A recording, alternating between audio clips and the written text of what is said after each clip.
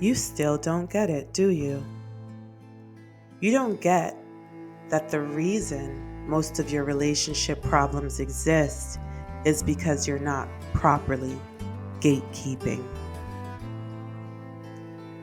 You've convinced yourself that being patient, kind, and loving toward people who keep projecting their insecurities onto you is the right thing to do. You've convinced yourself that setting boundaries would make you seem like the bad guy, like you think you're better than everyone else, or that you lack compassion. But by always giving in to what they want and ignoring your own needs, you're missing out on important opportunities without even knowing it. And where is this coming from? Could it be that your own insecurities are at play here too?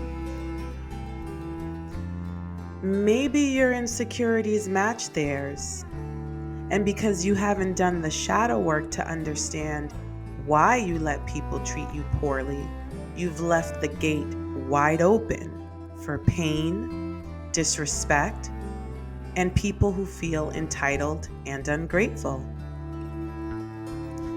Why is it that when they showed you who they were the first time, you didn't believe them? The first time they showed you who they were, you turned a blind eye. The second time they showed you who they were, you turned a blind eye. The third time they showed you who they were, you declared yourself legally blind. You might be wondering why a tarot reader is posting this type of content. Maybe you're thinking, I thought Divine Nudges was a tarot reading channel. And it is.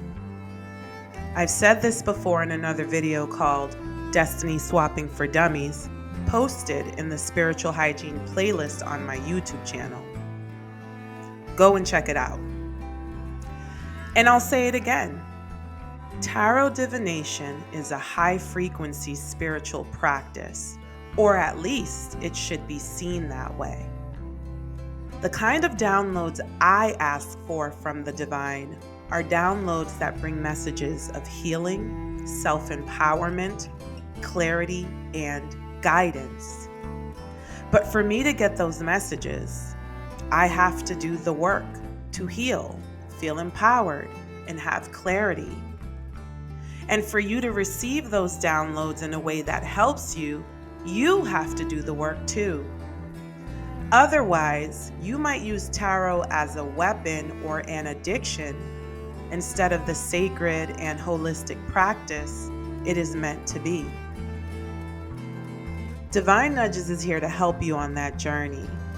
As your ally, I aim to bring these things to your awareness so that you can start working on them, either through your spiritual practices or by working with a life coach or therapist. So let's unpack this. Did you know that insecurities can silently control almost every decision you make without you even realizing it? And that your insecurities, along with those of the people around you, could be sabotaging your success? One insecurity that many people have, but don't like to talk about, is the fear of ruining their own lives. But instead of facing their own fears, they find it easier to project their insecurities onto others, which creates a never-ending cycle of misunderstanding and conflict. Insecurities aren't just in your head. They can influence how you present yourself to others. While everyone experiences insecurity to some degree, chronic or severe insecurity in close relationships can be damaging in several ways. Depending on the insecurities of the people around you, they can influence your self-esteem both positively and negatively. For example, they can give you either validation or criticism, support or toxicity, recognition or rejection, and either encourage you to grow or hold you back. One of the scariest things about being in a relationship where one or both people feel a lot of insecurity is that it can lead to codependency. A codependent person can become really selfish in the relationship because they're so afraid of not being able to survive without the other person. This fear makes them act in ways that hurt the other person. They depend on the other person for constant emotional support, approval, and even financial help. So they do everything they can to keep the person from leaving them because they're scared of being alone, struggling, or not being able to survive on their own. This fear convinces them that manipulating the other person is necessary. They may feel jealous of your happiness and success because it makes them afraid you'll abandon or replace them. They might get possessive and try to keep you away from others. For example, a mother who is emotionally dependent on her son may not want him in a successful relationship because she's afraid of being left alone. She might find problems with all of his partners, making him feel like there's no one good enough for him and forcing him to choose. She might even pull away emotionally or act like a victim to control him and avoid being rejected. When you try to grow and reach new levels, an insecure person will resist your change because they're afraid of losing their connection with you. They'll hold you back from new opportunities because they fear the relationship will become unstable. For example, a boss might hold back a talented, hardworking employee from promotions because they're afraid their job will get harder without that person's support. On a spiritual level, a toxic or karmic relationship can create a soul tie with someone who drains your energy, also known as an energy vampire. Sometimes they might even use spell work or witchcraft to keep control over the relationship. Some people can be so jealous that they try to swap destinies with you. I almost commingled those two words. Remember the video I mentioned earlier? Be sure to check it out. See, they think they deserve your happiness and success even though you've worked hard to own it. When someone projects their own fears and problems onto you, it can make you feel blamed or attacked for things you didn't do. This can leave you feeling confused and tense in your body and in your relationship with that person. Research shows that people who are insecure about failing are more likely to procrastinate and avoid trying new things. This can hold them back from taking risks and growing, both personally and professionally. Imagine then their level of projection. Sometimes the person who hasn't worked on their own problems might try to bring you down. They could spread rumors about you, give you bad advice while pretending to help, or make you doubt yourself so you feel less important and shrink to a level where they are able to compete with you.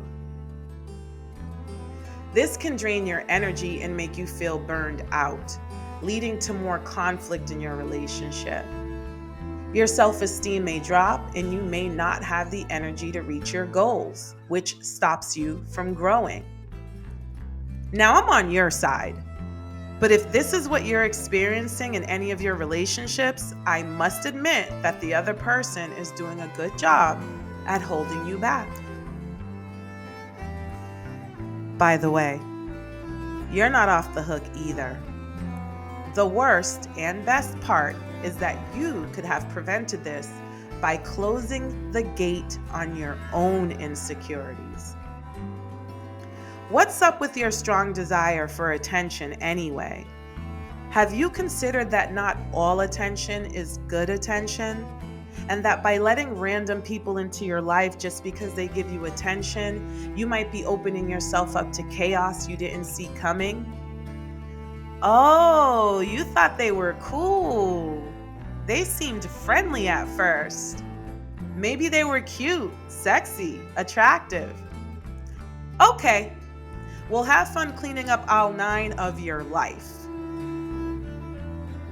And don't you know that needing attention too much can turn you into the person who projects their insecurities onto others? Stepping on the toes of people who truly love and care about you? It could make you the one who betrays those sent by the divine to help you heal and grow. How about that tricky little devil called seeking validation? Have you noticed that it can make you submissive to those whose approval you wish to obtain? Oh, and let's talk about the victimhood mentality. Didn't you notice that the first time you overextended yourself, they didn't appreciate it? By the 10th time, it was clear you were being taken advantage of. And see, painting them as the villain just gives you a reason to stick around, hoping they'll learn their lesson, which you can't control, so it's not guaranteed. But what about the lesson you're supposed to learn from all of this? You must have missed my video titled 6 Behaviors That Can Create Negative Karma. Head on over to the Spiritual Hygiene playlist on my channel and check out some other videos I posted for those of you who are ready and willing to do the shadow work and clear out the psychic debris that's keeping you from a high vibration life that others won't be able to mess with.